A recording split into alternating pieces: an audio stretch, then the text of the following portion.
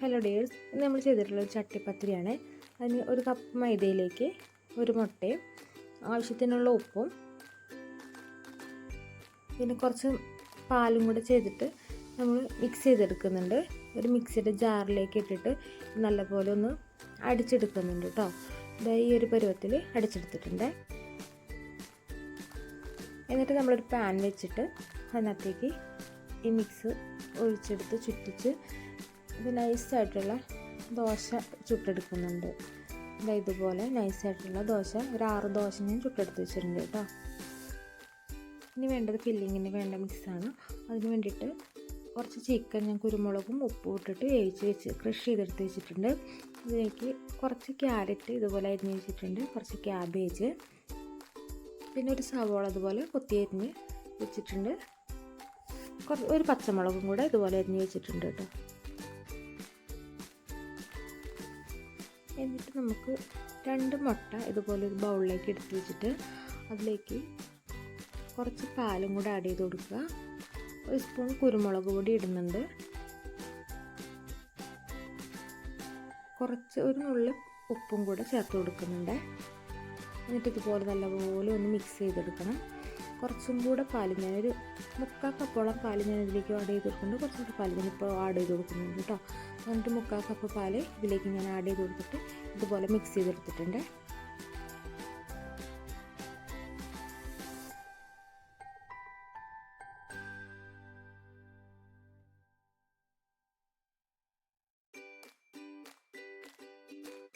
എന്നിട്ട് ഞാൻ ഇതുപോലെ ഒരു പാൻ അടുപ്പത്ത് വെച്ചിട്ടുണ്ട്.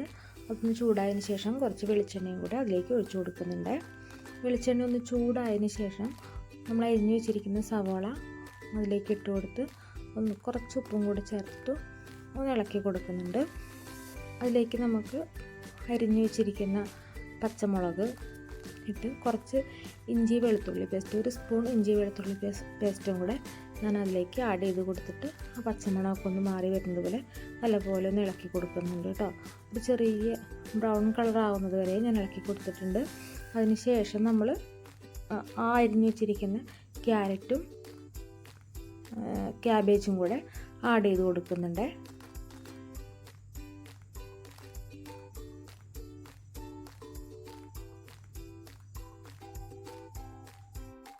ക്യാബേജും ക്യാരറ്റും ആഡ് ചെയ്തതിന് ശേഷം ഒരുപാടൊന്നും വേവിക്കണ്ട, നല്ലപോലെ ഒന്ന് മിക്സ് ചെയ്ത് ഒരു കുറച്ച് വെന്താൽ മതി കേട്ടോ. ഒരു പകുതി വേവൊക്കെ ആകുമ്പോഴേക്കും ഈ ചിക്കൻ മിക്സും കൂടെ അതിലേക്ക് ഇട്ട് നല്ലപോലെ ഒന്ന് ഇളക്കി കൊടുത്ത് അതൊക്കെ ഒന്ന് ചൂടായി നല്ലപോലെ മണമൊക്കെ വരുന്ന സമയത്ത് കുറച്ച് കുരുമുളക് പൊടിയും കൂടി ഇട്ട് കൊടുക്കും. ഞാൻ 2 സ്പൂൺ കുരുമുളക് പൊടി ഇട്ടിട്ടുണ്ട്. അതിനകത്തേക്ക് 1 സ്പൂൺ ഗരം മസാലയും കൂടെ ചേർത്ത് കൊടുക്കുന്നുണ്ട് കേട്ടോ. ഗരം മസാല നമ്മൾ വീട്ടിൽ പൊടിച്ചതായതുകൊണ്ട് കുറച്ച് എരിവൊക്കെ ഉണ്ട്, അതുകൊണ്ട് ഞാൻ അധികം മുളക് പൊടിയൊന്നും ചേർക്കുന്നില്ല. എരിവിനനുസരിച്ച് നമുക്ക് മുളക് പൊടിയൊക്കെ ചേർക്കാം. ഞാൻ ഒരു 1/2 ടീസ്പൂൺ മുളക് പൊടിയാണ് ചേർത്ത് കൊടുക്കുന്നത്. നല്ലപോലെ ഒന്ന് മിക്സ് ചെയ്ത് ഒന്ന് അടച്ചിട്ടവിടെ മാറ്റി വെച്ചേക്കുക കേട്ടോ. എന്നിട്ട് ഇതുപോലെ ഒരു പാൻ എടുത്തിട്ട് അതിനകത്തേക്ക് കുറച്ച് നെയ്യാണ് തടവിയിട്ടുള്ളത്. നെയ്യ് തടവിയിട്ട് അതിനകത്തേക്ക് ഈ നമ്മൾ നേരത്തെ ചുട്ട് വെച്ചിരിക്കുന്ന ദോശയില്ലേ, ദോശ ആ മുട്ട മിക്സിയിൽ മുക്കിയിട്ട് ഇതുപോലെ വെച്ച് കൊടുക്കണേ. ഇതുപോലെ അങ്ങ് വെച്ച് കൊടുത്താൽ മതി.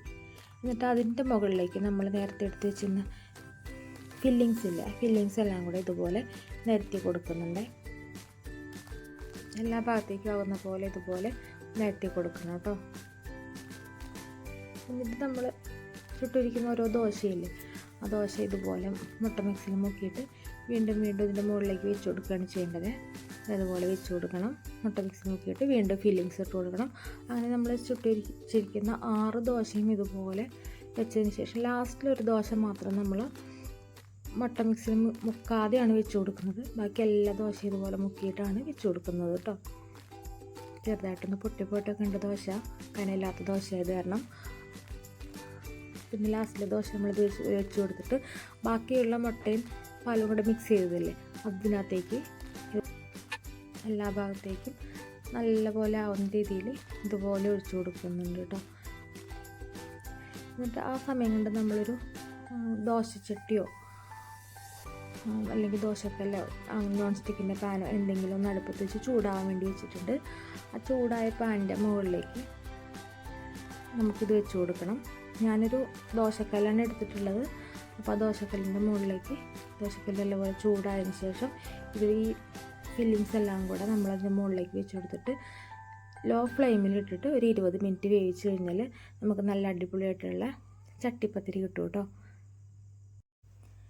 ഇത് നമുക്കിതുപോലെ വെച്ച് കൊടുത്ത് മൂടി വെച്ച് കഴിഞ്ഞാൽ നമുക്കിതുപോലെ നല്ല ചട്ടിപ്പത്തിരി കിട്ടിയിട്ടുണ്ട്.